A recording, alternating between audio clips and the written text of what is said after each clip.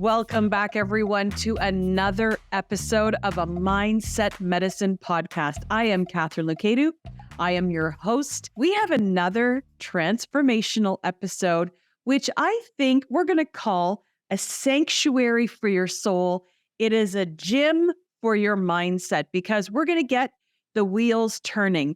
And I'd love to talk to you about where this idea came from today. So I have been blessed to have some really great relationships with my past clients in real estate. And I love it when they call me out of the blue. And this is also a reminder that when we call people out of the blue, when we call up our past clients, they are happy to hear from us. So, I saw his number appear on my phone and I thought, this is great. I'm going to have a great conversation today. And he started off the conversation by saying to me, Katharine, you have been in my head. And he didn't mean I had been on his mind. He said, you have literally been in my head because you have given me some great advice over the years, especially to do with mindset.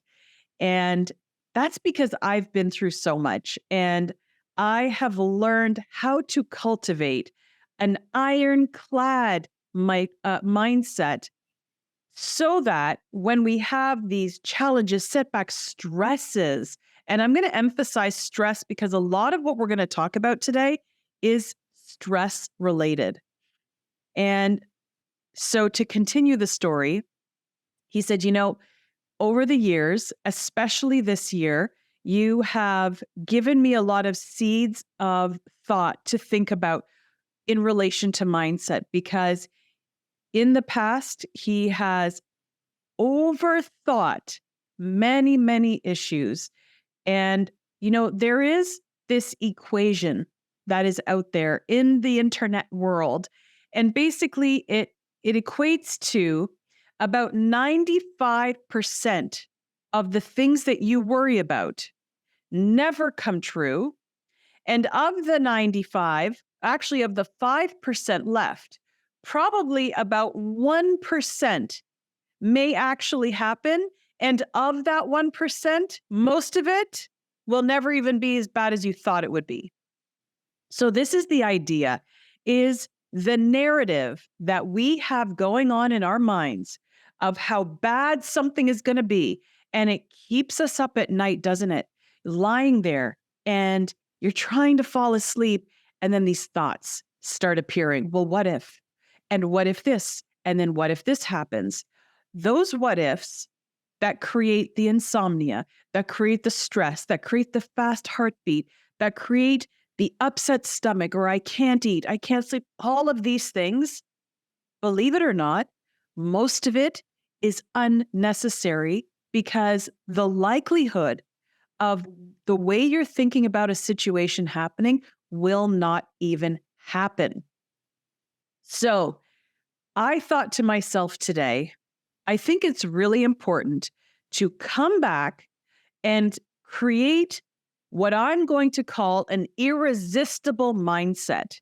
As an entrepreneur, as a human being, we need to create irresistible mindsets. And what I mean by irresistible means that you are able to move forward in life even when the stressor happens, even when the challenge happens, when that setback occurs. It doesn't necessarily have to stop you in your tracks. You can actually continue to function as long as you put the proper tools and mechanisms in place and you are aware of what's happening within you. That's really what this is. So I want you to think about when we talk about mindset, it is your operating system. We have our computers. Mindset is no different. Mindset is your operating system for your life.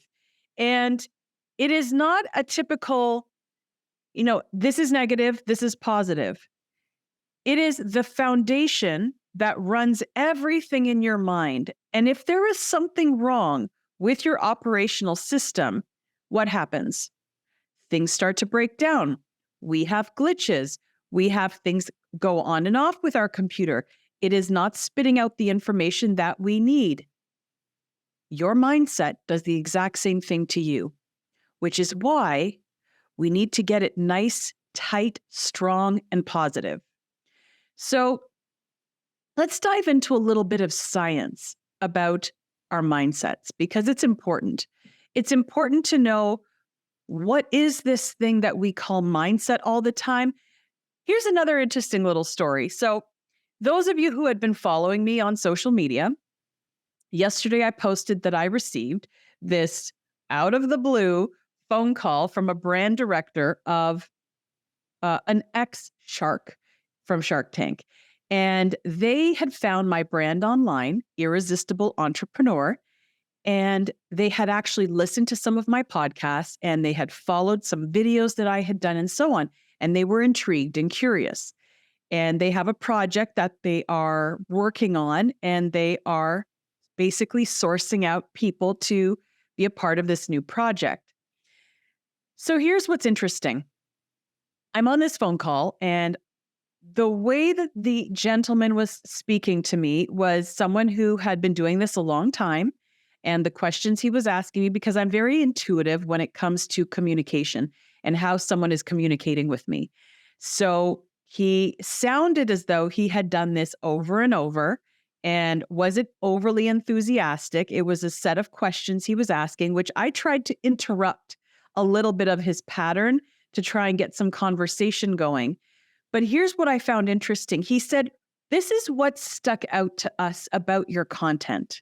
And I said, "Please let me know," because that's what intrigued me most. You know, here is a brand that I basically started 8 weeks ago, and already it has been found and researched by, a larger industry, such as a shark on Shark Tank. He said, "What we know about entrepreneurs and all of our experience behind business people has always been KPIs, systems, processes, profit, loss, and all of these mechanical things that are building the system, right? It is the foundation. It's the way that we analyze the health of a business. It's how do we negotiate and so on." But he said, what we've noticed over the last few years is that there's this thing called mindset. And that seems to be what is actually intriguing more people about business and what people are now, let's say, diverting to.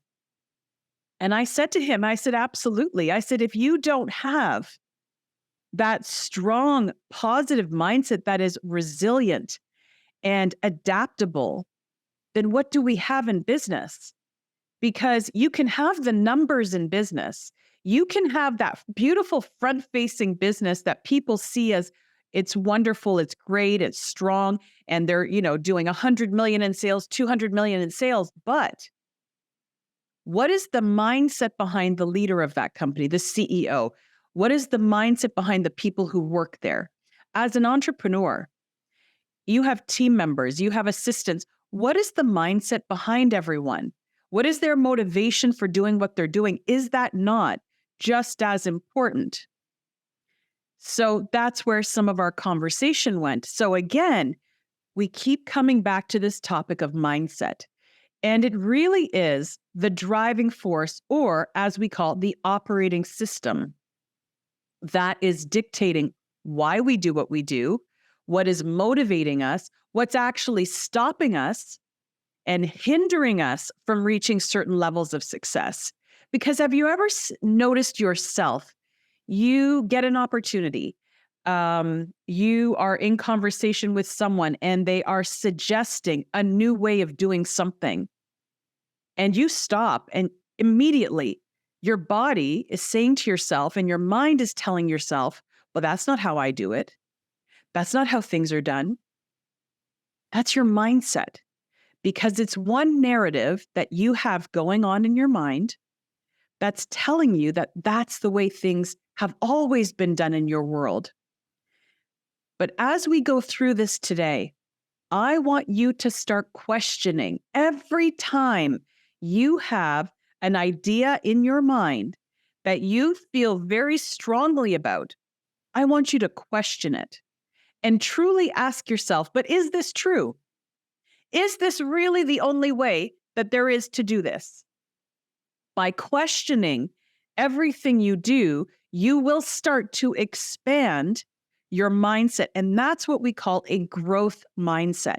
A growth mindset means that there are no limitations to the way that I can think. There is no ceiling, there is no box. I can actually have a thought, do things, but then I can also know at the very same time, is this necessarily the best way I could be doing this? Is there a better way? What can I learn from this? These are some of the questions I want you to start inserting into the dialogue that you speak to yourself every day. So let's dive into our first part here, which is the neuroscience of mindset. So we know that your mind is a very powerful tool, and science tells us this. We have something called neuroplasticity, and it is basically your brain's ability to recognize and reorganize itself by forming new connections. So, what's interesting, I was listening to a podcast this morning, and there was a psychologist who's also a scientist on it. And what she was saying is basically the brain develops until the age of 25. That is when the wiring of the brain is still forming and it is still firing. After 25, she said it's actually possible for our brain to remain almost the same if we were to have a job, for example, that was the same repetitive motion day after day. We have the same routine, we do the same job, and we are not really expanding into any challenging situation. Our brain will actually not grow and evolve. And the podcast host, who is very famous and has been doing hundreds and hundreds of podcasts, probably thousands, makes a lot of money doing them. He said, well, what about me? I mean, I sit here and I interview very famous people day after day. She said, yeah, you do. And yes, you have to come up with the questions for those people. But are you actually challenging your brain? Or is it something that you feel comfortable doing? Because if you feel comfort, then your brain isn't evolving. So think about that for a minute. When was the last time that you did something that actually challenged your brain to evolve to another level? So one way she explained this was by learning a language completely out of the realm of what you would normally learn. So this particular gentleman is in Britain, and she said, well, what if you were to go and learn Portuguese? And he thought, oh, that would be challenging. She said, yes, that's the point. And when we go completely out of our realm, completely out of the industry that we're used to, and we're going to try something new, that is actually what will create the evolution of our brains. Back to mindset then. We can actually cultivate thoughts that are negative and positive. We create them. And what we're doing is we're actually laying down neural pathways that make our negative thoughts a default setting in our brain, or we can evolve and start to create positive neural pathways, which would then become the default setting. Have you ever experienced a situation? You tell yourself, no, I'm going to be positive today. Today is going to be a really positive day. And you go out there and something happens, right? Shit's hitting the fan. There is a client who's angry, or a deal's not going through, or something's happening in your business or your life. And what happens? You default to the negative. Oh, I knew this would happen. Or, I thought that something like this would happen. There is your default setting. That is the setting that is sitting right now in your neural pathways in your brain. So my question to you is this: do you want that to be your default setting? Do you want the negativity, which is that initial response? Is that how you want your brain to automatically fire every time there is an issue? Or would you like to recreate some of those neural pathways and turn them on a positive spin so that when a challenge or setback happens, now you're thinking about it in a more positive way? Okay, what is this teaching me? What do I need to learn right now? That's the way that we start rewiring our brain, because it's got to be intentional. It will not happen on its own. And you may say to yourself, well, how did the negative default setting happen? It happened from a child and the way that we reacted to situations, but mostly how we observed situations being reacted to around us as children. How did our parents react? How did we watch our parents react to a situation? How did we see our classmates react to a situation? How did we watch our brothers and sisters? What were their reactions to situations? And sometimes we even watched our siblings, watched our parents, and we created connections in our mind of how things work in the world. What I want you to remember is that what you may have watched, experienced, witnessed as a child or into your teenage years may not necessarily be the way that is the best way for you to have learned. It may not be the way that you want to move forward. You can always change, but it has to be intentional in the way that you're going to rewire your default settings in your operational system, which is your mindset.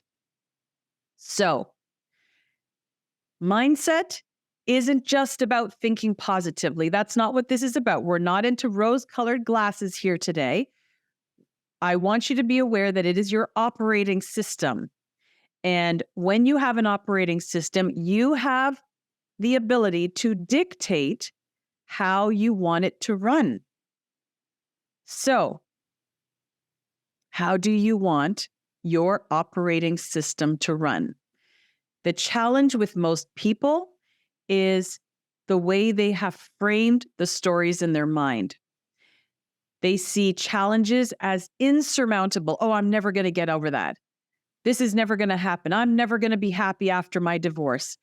I'm never going to find another partner again. This partnership went way out of whack. I don't want to partner with anyone again. All of these definite ideas that you have created after a challenge or setback are actually not helping to rewire your brain for the positive. So think about this as mental scaffolding, right? When a person needs to reach the top of a building, they're going to start putting the scaffolding one on top of the other.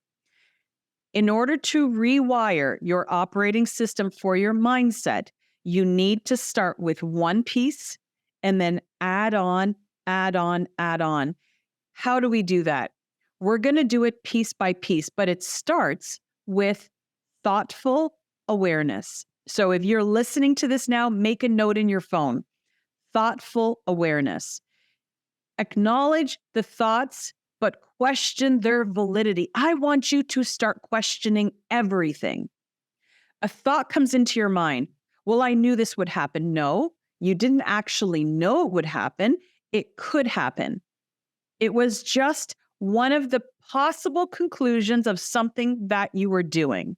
When I went through all of my health issues, and still there's issues that are still going on, right? I mean, as we grow, we develop other issues. But thoughtful awareness means that when I was having, I was in recovery from my heart surgery. Then I had a stroke and I'm recovering from that. A couple of years later, I have paralysis and I'm recovering from that. And it goes on and on and on. Each time I had a setback. I had to rewire my default setting. My default setting the first time with my heart surgery was, why did this have to happen to me? Why me? That was my first default setting. I had to overcome that by doing the opposite. Why not me? Why am I so special that this shouldn't happen to me? Now, normally, a person at 33 who's healthy, has 2 small children, does not suffer a massive heart attack and triple bypass surgery. It's not a normal occurrence. So I had to wrap my head around, okay, this happened. I'm not happy about it, but I have to move on, right? My default setting kept saying, no, what about pity, Katharine? Feel sorry for yourself. But I had to recreate the wiring in my default setting to say, no, we're not having a pity party. I am lucky to be alive. I've been given a second chance at life. We're not going to waste this. We are going to move forward, change the default setting. The second time a setback happens, well, we don't have that other setting anymore, do we? It's gone. So this time round, okay, I got paralyzed after a vaccine. How do we fix this? Where do I go? It was no longer about being a victim, why me? Now it was proactiveness. Let's find a solution to this. And I did. Why? Because I had changed that default setting to look for solutions now. We're not going to sit and ruminate on what's happened. We're going to move forward. This year, when I got skin cancer, it's a bit strange, but when I was diagnosed, do you know that I did not have one sleepless night? How crazy is that? Not one sleepless night. Because my default setting said to me, Katharine, you have been through a massive heart attack, triple bypass surgery, a stroke, paralysis. Are you telling me now that you can't overcome skin cancer? Here's what that did. My brain has been rewired. The scaffolding has been building and building and building for so many years that when something happens now, I'm not going back to default setting number 1 from 17 years ago. I'm starting at the newest setting and I'm creating another one. When I was lying in the chair and the surgeon was removing a part of the side of my face, she looked at me and she said, "You're taking this really well." And I said, you know what? I have been through so much shit that this is the least of my worries. But do you know what? Can I tell you how fast my healing has been? And we're going to get to that in part 3 here about the mind-body connection, because I really want you to understand what is driving your mindset so that you have the opportunity to rewire. Is this helping you? Are you finding this helpful? Does this sound like maybe a little bit different than the way that you've been thinking about your mindset? I hope it is. And as I told that client this morning, I'm putting all this in a book, and this book is coming out in 2024. So if that's a book that you would love to have, I want you to send me a message so I know you heard about this podcast, and I want you to say, yes, I want that book, because I'm going to dive a little deeper into all of this. Honestly, I have a goal to impact. That's my goal. I want to impact you and anyone you know and everyone else in the world to understand that you don't have to accept the default settings that you have in your mind. You have the ability to create whatever settings you wish. However you wish to get through this world, you have the ability to create those settings. So, thoughtful awareness, from now on, you're going to ask yourself, is this a thought that is being helpful to me? Is this a thought that is going to move me forward? Or is this one of my default settings? Is this one of the narratives that I've told myself? And is there a better way that I could be thinking about this? Maybe the story I'm telling myself is not really what's happening. It's just my scarcity. It is my fear. It is my anxiety that is pushing me forward. And we can interrupt that. Let's interrupt the pattern of that. Next part. I call this the resilience spiral. You know what a spiral is, right? Spiral staircase. Do you remember Slinky, where you've got that, I don't know what it was called, but it would go downstairs. Maybe you're too young to understand what Slinky is, but basically a spiral. So many people refer to resilience as something that you bounce back from. How many of you heard of that? Have you heard? Yes, Katharine, I have heard that resilience is something that we need to bounce back from. I don't believe that's the case. I don't believe that we're bouncing back from it. I believe it is something that we work through. So after surviving so many different crises in my life, it wasn't bouncing back. Like it wasn't this effect where I was down, then I was up. It's a much longer process than that. And there are a few things that are happening on your way up. So I want to call this the resilience spiral because I feel like it is loops of wisdom and strength that we are working through to get back up. I think that when we say it's a comeback, it's a bounce back, it's very limiting, right? It's not showing that there's something from here, from A to B, like all of a sudden we're down and now we're up.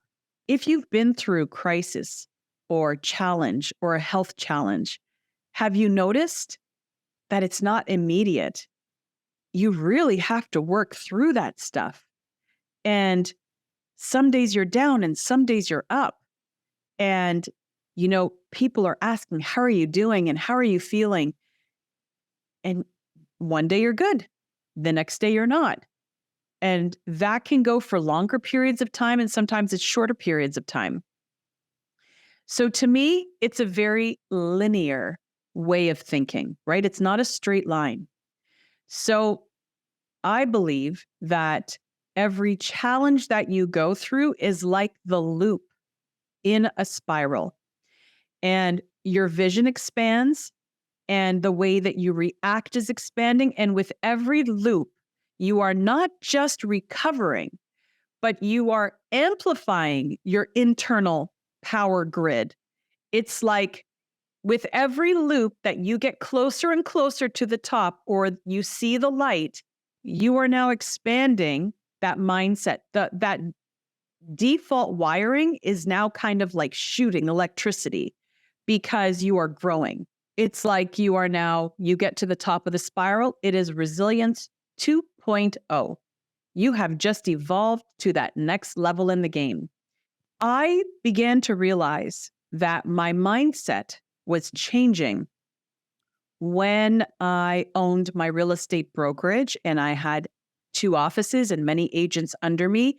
And there is a lot going on at the same time. There are constantly challenges and issues happening.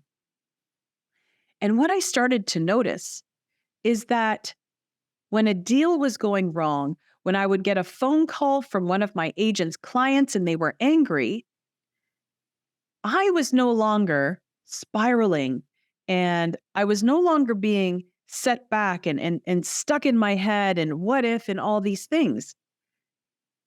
I actually was able to deal with the situation at hand very calmly.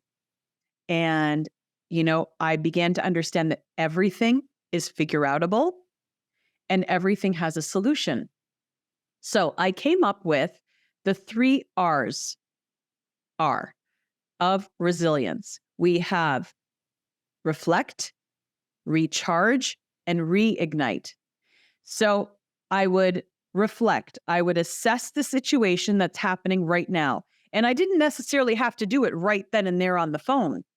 Something that I'd like you all to learn is you're okay to take a pause, and you're also okay to call people back, especially if you're feeling emotionally charged. And we're going to get to emotional intelligence as the last part of this segment. But pausing and thinking about and reflecting on the situation, what that does is it pulls you out of the emotional, we're going to call quicksand, that you can fall through very quickly. And it will also cloud your judgment if your decisions are being made with emotions. Step back, reflect, recharge means, okay, I've got an answer. I'm back up again. I'm going up my spiral. I'm getting my energy back. And then reignite. Okay, I'm ready to deal with this now. Now I've got a logical solution in my mind for this issue that's going on right now. It is not necessarily the narrative in my voice, but I've thought through this. What can I learn from this? What did not go right? What not go wrong? Who takes responsibility? When you take the time and you think about these 3 R's of issues that are going on in your life, it gives you that extra time that you need for everything to calm down. And what happens is now the path in front of you becomes clearer. And when you have that clarity, you can now think about the other perceptions, right? Not everything you see is as it is. What you see is simply from your perspective. What about the other perspective? What if you were to, those 360 cameras? This is a really good way. I actually did this experiment with I am part of EXP, and I have a community. And every second Friday, we do a mastermind session. And here's one of the examples that I gave them one day. I said, I want you to imagine that there is a vase or some type of a statue in the middle of a circle.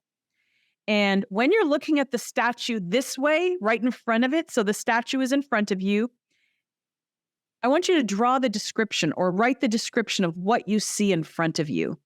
Great. Okay. Now imagine this is a clock. Now go to 3 o'clock. Now describe what you see in front of you. It's going to look different, isn't it? Now go to 6 o'clock if you were sitting in a circle. Now describe what you see in front of you. Completely different perspective of that statue or vase or whatever it is. Now go to 9 o'clock. Again, a different perspective. And what if the sun were setting at that time? Again, how different would that look if I asked you to paint it? The shadow would be different. The angle would be different. The light reflecting off of it would be different. This is what I want you to understand about perspective. When you are looking at a situation, you're at 12 o'clock. That's all you see in front of you, your perspective. But if you were to go and move to 9 o'clock, how does the situation change? When dealing with clients, have you thought about their perspective? Or do you think that they're just being unreasonable? Where are they coming from? This is mindset. And it's how you can become more, I don't necessarily want to use the word forgiving, but a lot more understanding. When you begin to understand that there are so many different perspectives for every situation that happens, that when you can remove the emotions from the situation, you then begin to see, yes, there are other perspectives here that I hadn't thought of. So those are our 3 R's of resilience. Let's go to part 3, which I think is hugely important, called your mind-body connection. For so long, many, many people have thought about the mind and body being separate entities. They are not. They work in conjunction with each other. They are symbiotic. They work together. And those of you who have ever had health issues, you will realize sometimes, for example, your gut knows when you're about to be sick. You just know. So I began to listen to my body very carefully the moment I was released from the hospital with triple bypass surgery, because basically, once your heart has been removed and then reinserted and restarted, all of a sudden, it's like they have restarted your entire body. So I now feel everything. My heart will speed up after eating 2 little bits of chocolate because chocolate contains caffeine and sugar, which will actually, well, I don't want to get all technical, but it will speed up, things in your body, like drinking a cup of coffee. I can't drink Coke. I cannot drink a complete cup of coffee because my heart will go too fast. I am overly sensitive. I can sense temperature rising before other people in the room can, because again, my heart will start increasing before my mind has even caught on to what's going on. It is pretty phenomenal. But what else that's made me do is to be very in tune with how I'm feeling in certain situations, especially stressful situations. So when I came out of the hospital, I understood that all this had happened. I went to research why this had happened. It took me 10 years, but I found out why this all happened to me and what actually happened in my body, because this shouldn't happen in a 33-year-old woman who's healthy. So something must have gone wrong somewhere. So I managed to find that out. And I have been very lucky to, well, we won't call it luck. I have just been very curious into figuring out how the mind and body work together in conjunction and how to keep one and the other both healthy at the same time. So, long story short, 7 years after having triple bypass surgery, the doctors, when I left the hospital, gave me 5 years. They said within 5 years, you're going to have to redo this entire operation again. So guess what happened? On my watch, I would just keep counting down the days to when I was going to have some other massive heart attack that was either going to kill me or put me back in the hospital for another operation. It's really not the best way to live, let me tell you, because at the back of your mind, you're always wondering, is today the day I'm going to have a heart attack? Is today the day I'm going to die? Is today the day I'm going to have bypass surgery again? So what I did is I said to myself, well, I'm not a victim. There's got to be a way I can reverse this. And that's what I did. Within 7 years after my heart surgery, I reversed all of it. And I did it by stress management. I changed what I ate. I put movement in my day every day. And I had to really learn how my body reacts and how my body is feeling and becoming very aware of this. So what I learned was a conscious awareness of how my mind and my body are reacting. And it's like a mental physical interaction with each other, integration. I know that if I eat too many carbs, 2 days later, I'm going to feel very slow. I'm going to feel very tired. And that is actually the gut telling my brain that it does not appreciate what I ate. So eating a balanced diet, it's actually not just for weight loss. It is actually for mental awareness, and it is to keep your gut and the rest of your organs working efficiently, like this beautiful engine that just keeps running properly. A lot of people have asked me, how is it that you have the capacity to do so much, especially after everything you've gone through? I have sat through countless doctor's appointments and they look at me and they say, you've had what in the past? Because people associate having gone through some very challenging health crisis that should equal you being weak, you not looking well, when in fact, it's simply what you're putting into your body and mind. That's what I've learned over the years.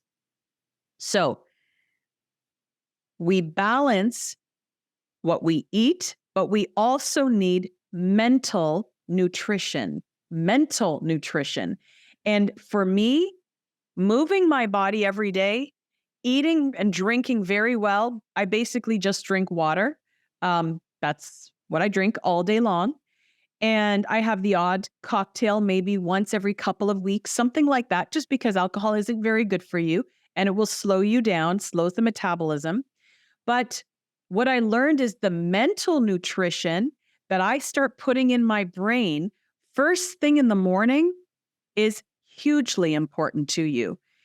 You have to consume content that will educate you. It will uplift you. It will inspire you. Just as you would with fruit and vegetables and all of that good stuff, you've got to put the same into your brain.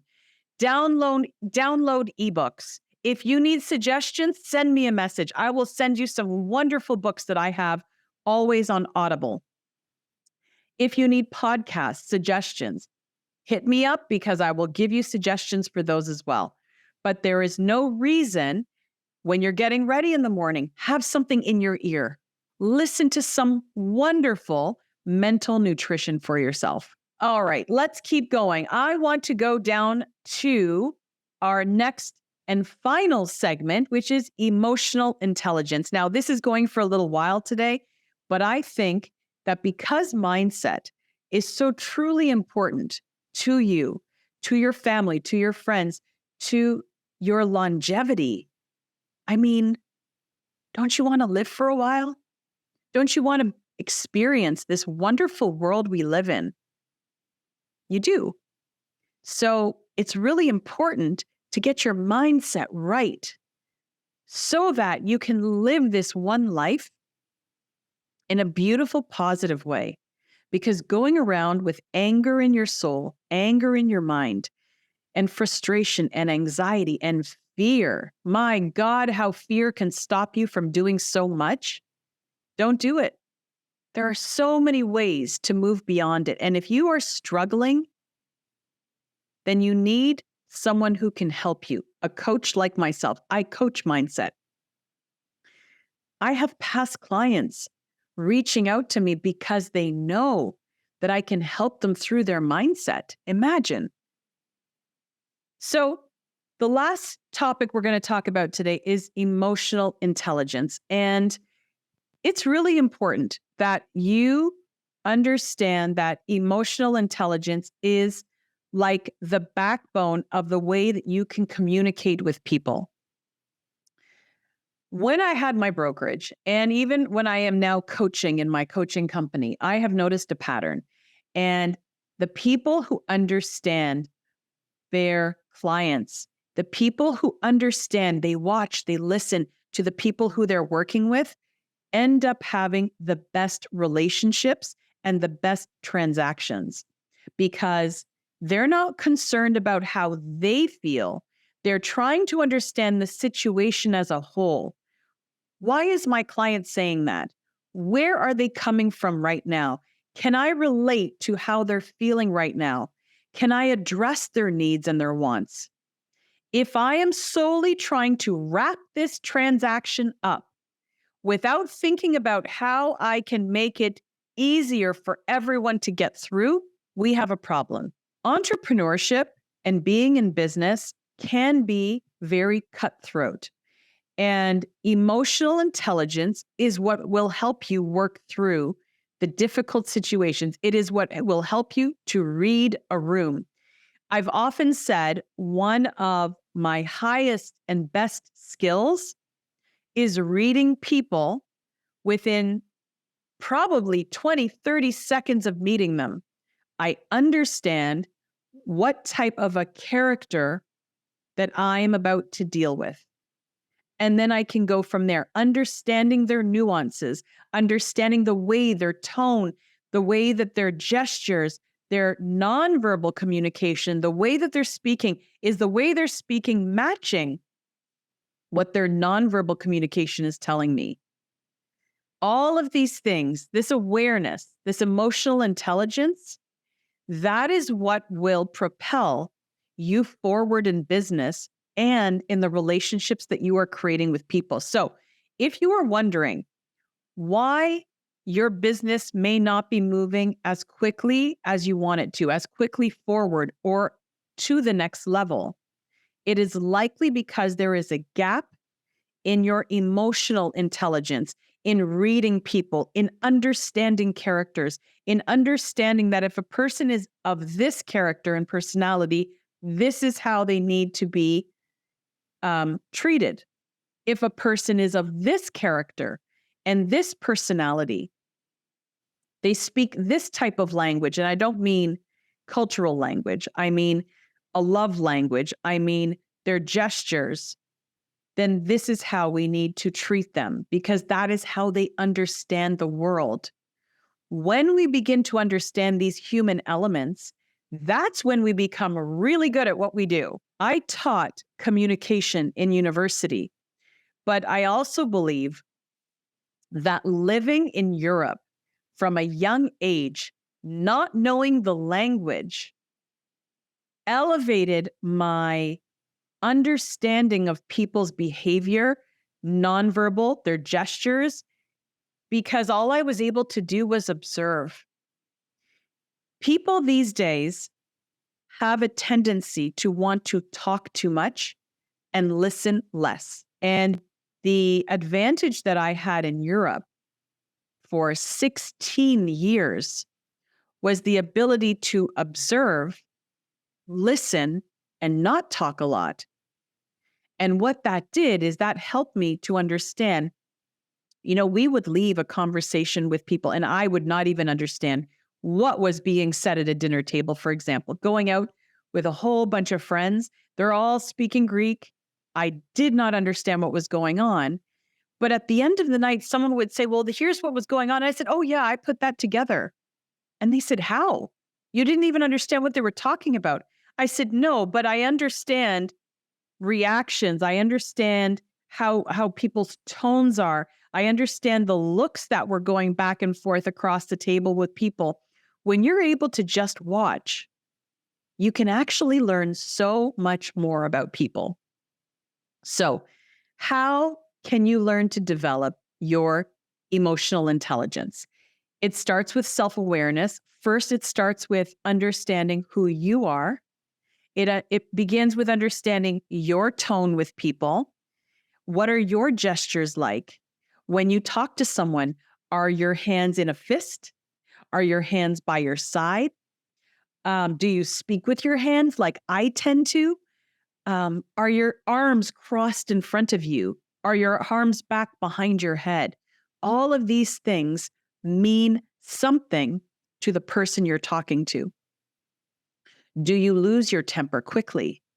Do you raise your voice when you're trying to make a point, or do you have a steady voice? All of these things are becoming very self-aware about you and your responsiveness to people. Are you quick to respond? Are you quick to react? Or maybe you can just start taking that pause and getting a little more clarity into the situation. All of that helps you to become more emotionally intelligent.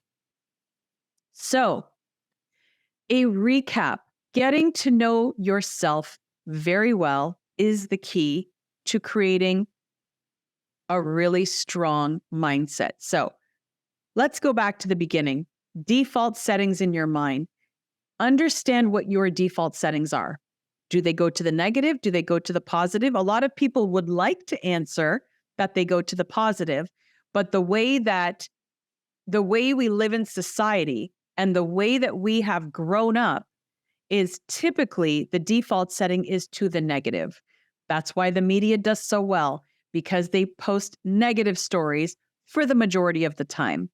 When we see something negative on social media, people will be attracted to that story. Why? Because it's the default setting. So remember what we said about that. You have the ability to craft the positive setting, but it's going to be like scaffolding that you start building bit by bit through every setback. Start treating each setback differently. Remember, question everything that you're thinking, and then just begin to watch and listen more actively. That will bring you closer to having the irresistible mindset that will help you through any situation. So I hope you have found this helpful.